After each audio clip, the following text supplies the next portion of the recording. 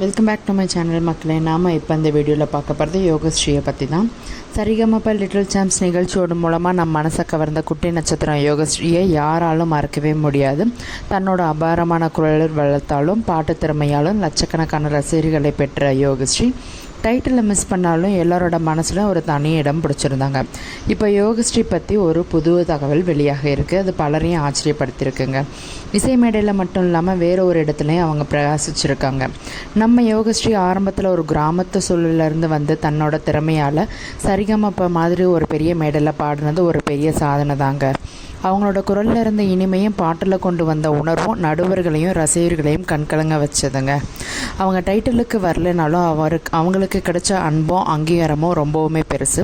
அப்படிப்பட்ட நம்ம யோகஸ்ரீ சமீபத்தில் கரூரில் நடந்த ஒரு பெரிய கூடைப்பந்து போட்டிக்கு சிறப்பு விருந்தினராக வந்திருக்காங்கங்க.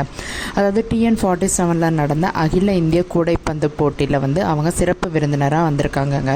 இது பலருக்கும் ஆச்சரியமாக இருக்கும். ஏன்னா பொதுவாக அவங்கள ஒரு பாடகியாக தான் நம்ம அறிவோம். அவங்க இந்த மாநில அளவு இல்லாமல் இந்தியா முழுசும் இருந்து திறமையாக செயல்படக்கூடிய கூடைப்பந்து வீரர்கள் கலந்து கொண்ட ஒரு பெரிய போட்டியில் ஒரு சிறப்பு விருந்தினராக நம்ம யோகஸ்ரீ வந்திருக்கிறாங்க. அதனோட ஃபோட்டோ தாங்க இது. ரொம்பவே ஸ்பெஷலான தருணம். விளையாட்டு வீரர்களை உற்சாகப்படுத்துறதுக்கும் இந்த நிகழ்ச்சிக்கும் ஒரு புது கலையை கொடுக்கறதுக்கும் அவங்க வந்திருந்திருக்காங்க. இந்த யோகஸ்ரீ விளையாட்டு மேடை புதுசாக இருக்கலாம், ஆனால் அவருடைய ஆர்வம் கண்டிப்பாக பெருசுங்க. ஒரு கலைஞன் எல்லா துறைக்கும் ஊக்கமளிக்க முன் வருவது பாராட்டத்தக்கதுங்க. யோகஸ்ரீ மாதிரி ஒரு இளம் நட்சத்திரம், அதுவும் பிரபலமான ஒரு ரியாலிட்டி ஷோ மூலமாக வந்தவங்க ஒரு விளையாட்டு போட்டிக்கு சிறப்பு விருந்தினராக வர்றது அந்த விளையாட்டு வீரர்களுக்கு ஒரு பெரிய உத்வேகத்தை கொடுத்துருக்கும். குறிப்பாக அங்கே கூடியிருந்த இளைஞர்கள் சின்ன பசங்க மத்தியில் ஒரு பெரிய ஈர்ப்பு இருந்திருக்குங்க. அவங்க தன்னோட திறமையால் எப்படி ஒரு பெரிய இடத்துக்கு வந்தாங்கன்றத அந்த விளையாட்டு வீரர்களுக்கு ஒரு பாடம் மாதிரி அமைஞ்சிருக்குன்னு சொன்னால் அது மிகையாகாதுங்க.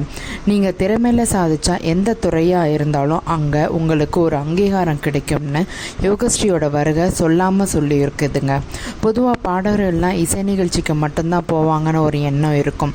ஆனால் யோகஸ்ரீ மாதிரி திறமையான கலைஞர்கள் விளையாட்டு மாதிரியான மற்ற துறைகளுக்கும் வந்து ஊக்கமளிப்பது ரொம்பவே ஆரோக்கியமான விஷயம்.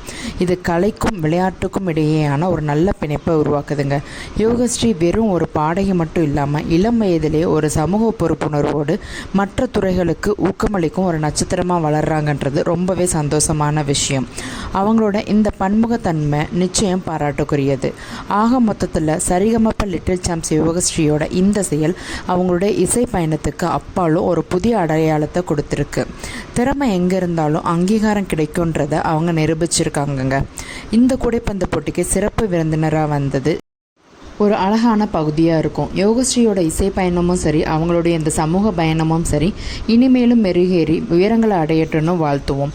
இந்த வீடியோ உங்களுக்கு பிடிச்சிருந்தா மறக்காமல் லைக் பண்ணுங்கள். உங்கள் கருத்துக்களை கமெண்ட்டில் சொல்லுங்கள்.